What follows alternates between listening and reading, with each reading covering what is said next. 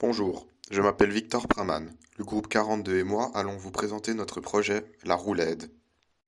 Tout d'abord, je ferai une présentation générale. Ensuite, Nathan Patousson vous présentera le code et les tests que nous avons effectués. Mathis vous expliquera les dimensions et les plans que nous avons faits, suivi de James qui vous montrera notre maquette et les boîtes magiques. Nathan Sioun vous expliquera le choix des matériaux. Enfin, Youssouf vous parlera de l'influence qu'a eu le confinement sur l'avancée de notre projet et je conclurai. La roulette est un jeu qui se déroule en deux parties. Une première qui consiste en un jeu d'adresse, où il faut appuyer sur un joystick au bon moment selon une strip LED où les LED s'allument les unes à la suite des autres en formant un mouvement circulaire, et une deuxième qui relève de la chance, dans laquelle il faut choisir une boîte entre trois pour espérer avoir une récompense. Cependant, les boîtes sont magiques et les récompenses se déplacent. Bonjour à tous, moi c'est Nathan Pattesson et aujourd'hui je vais vous présenter la partie code et circuit. Tout d'abord, j'aimerais m'excuser de ne pas avoir un circuit réel à vous présenter aujourd'hui.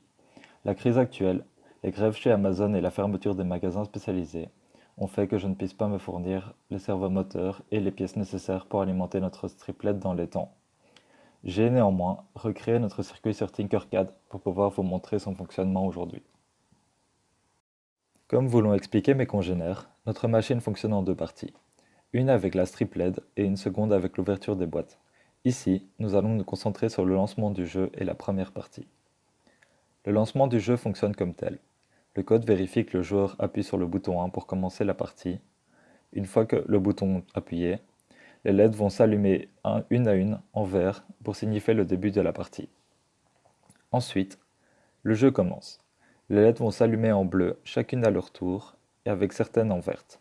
Le but sera d'appuyer de nouveau sur le bouton 1 au bon moment pour faire s'arrêter la boucle sur une LED verte, ce qui nous fera passer à la seconde partie du jeu.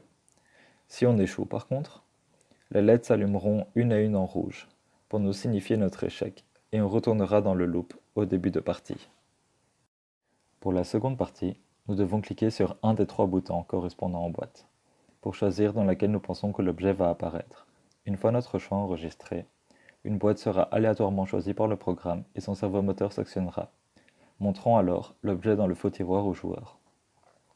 Si le joueur choisit la mauvaise boîte, nous aurons de nouveau la fonction échec qui allumera les LED en rouge et le ramènera au loop de départ. Si par contre il choisit la bonne boîte, les LED s'allumeront en vert pour signifier sa victoire et le cerveau de la réserve de cadeaux fera un quart de tour pour faire tomber un prix dans la rigole que le joueur pourra récupérer.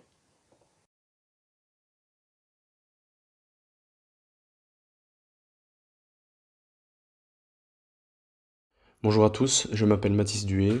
Je vais vous présenter les plans AutoCAD ainsi que les dimensions de notre structure. Tout d'abord, je vais parler de la boîte magique que j'ai choisie comme première pièce à représenter en dessin AutoCAD. Euh, la profondeur de la boîte peut paraître assez surdimensionnée par rapport à la structure. Cependant, il nous a fallu cacher la partie technique des moteurs permettant de descendre ou de remonter les tiroirs. Seconde pièce, j'ai décidé de vous présenter le système de maintien et de distribution des gains. Cette pièce permet de maintenir notre gain et de le distribuer un à un. J'ai décidé de complémentariser les vues AutoCAD par les trois vues de la structure, permettant ainsi de mieux s'aider à dimensionner la structure.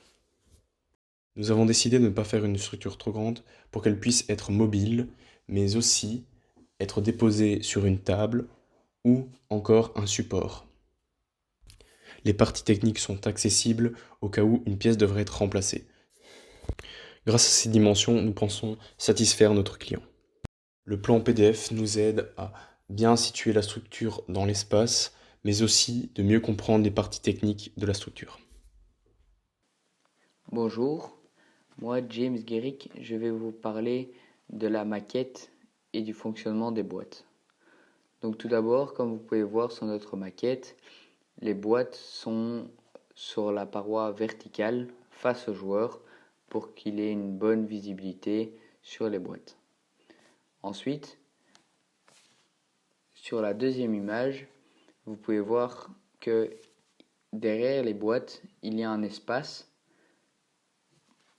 et cet espace aurait dû servir pour notre distributeur de gains, donc que ce soit par exemple des balles magiques ou n'importe quoi d'autre.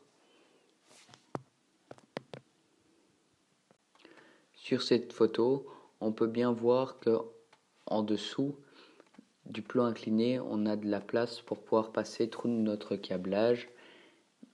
Et bien évidemment, à l'arrière, on a la place pour notre distributeur de gains. Pour le mécanisme des boîtes, donc c'est actionné avec un moteur pas à pas. Donc pour les boîtes, on a d'abord un premier tiroir qui s'ouvre grâce au moteur pas à pas, puis il remonte. Et là, le deuxième tiroir qui ne se voit pas est décroché avec le servomoteur. Et donc, il est collé au premier tiroir. Ensuite, les deux tiroirs vont descendre en même temps. Et c'est à ce moment-là qu'on va pouvoir faire apparaître l'objet comme s'il s'était téléporté.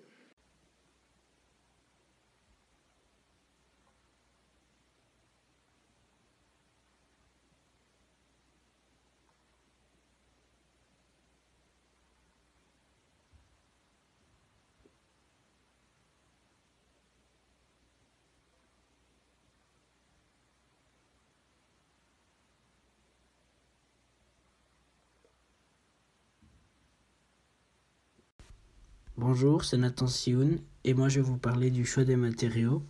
Donc pour la fabrication des boîtes, nous avons utilisé des chutes de contreplaqué afin de ne pas acheter de nouvelles planches alors qu'un membre du groupe en avait encore chez lui. Nous avons aussi utilisé du carton pour faire les deux tiroirs de chaque boîte. Pour la construction de notre borne, nous avons aussi choisi d'utiliser des chutes de contreplaqué et nous avons utilisé ce matériau car il est résistant, léger.